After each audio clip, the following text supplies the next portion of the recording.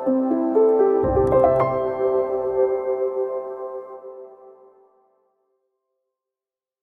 I'm Olivia, and welcome to Connecting the Dots in Early Childhood Education. In today's video, I'm super excited to share with you some tips around building relationships with families. Okay, let's get started. I'm excited today to share with you 5 tips around building relationships with families. Tip number 1. Tip number 1 is to always make sure that you have multiple lines of communication. This means that you're conversing or meeting with families in person, through phone calls, through email, through communication notebooks, which is something that I used. All of my students were bused into school every day, and so in-person interaction with families was very minimal.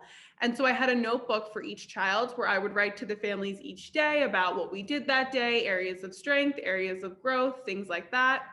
And translation. If you know that in the beginning of the year that you're going to have students and the families do not necessarily speak English, then you need to make sure that if you cannot translate, that there is someone who can. And I really encourage you to go to your administration if you feel like you're having some challenges around this. Tip number 2. Tip number 2 is to remember families know their child best.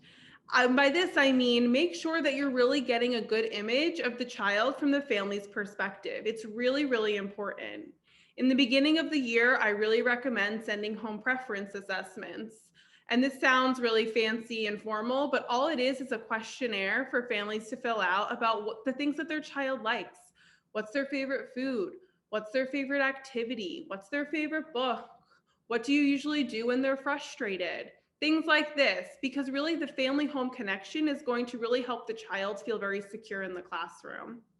It's also important in the beginning of the year to have get to know your child's conversations. Have a phone call, have an in-person meeting, and ask the families that you want to get to know their children. And so have very honest conversations where you really are investing in getting to know the child for who they are as a whole person. Lastly, like I said, it's really important to honor the importance of family. For a lot of children in early childhood, this is their first time in school. And in order for them to feel secure, you need to really honor the importance of their family, which means that you may have pictures of their family posted in the classroom. You may have them bring a transitional item into the classroom.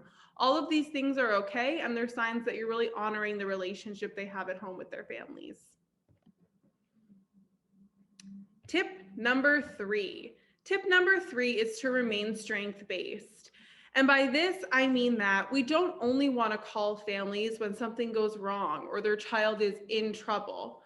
We want to really have communication with families where we're celebrating victories, things that are positive. Maybe you saw a child comforting a peer and you want the family to know that you saw this child showing compassion today. Families don't want to know what's happening with their child only when they're doing something bad. They want to know about their child's victories and positive things that are happening in the classroom too. And as educators, it's our job to make sure that we're celebrating those victories.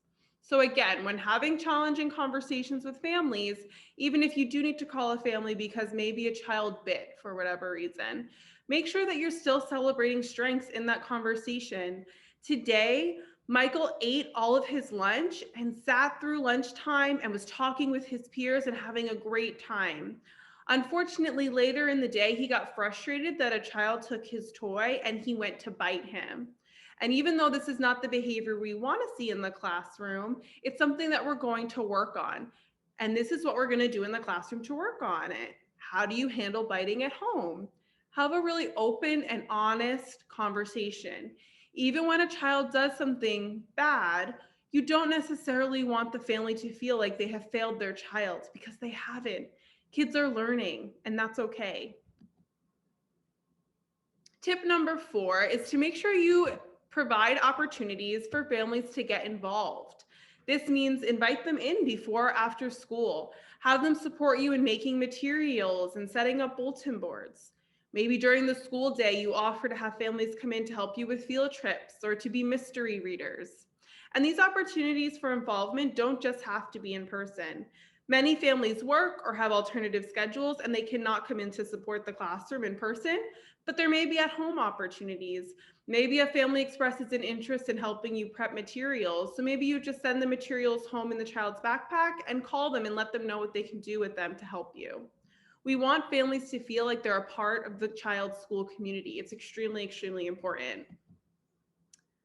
And tip number 5 is to really just build the family relationship. Yes, you're teaching the child, but building a strong family relationship is going to greatly attribute to the children's success. So you want to get to know the family unit. Who are the child's parents? Who are their caretakers? Who are their families? Who are their siblings? You want to provide opportunities to best support the child when you know their family dynamic and makeup. So you're really able to help the child, the whole child, when you know their background and where they're coming from and what their family structure might look like. You want to provide the family opportunities to get to know you as the teacher. You want them to know your background. What do you like to do in your free time? What is your favorite color, favorite food, things like that? It's a reciprocal relationship.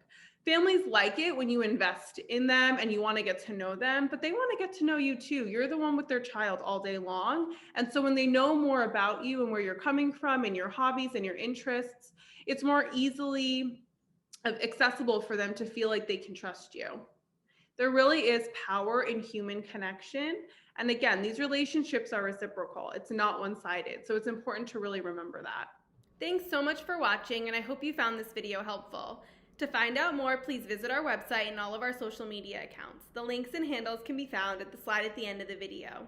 And don't forget to subscribe to our YouTube channel and to become a member of our Patreon community. I'll see you next time. Bye.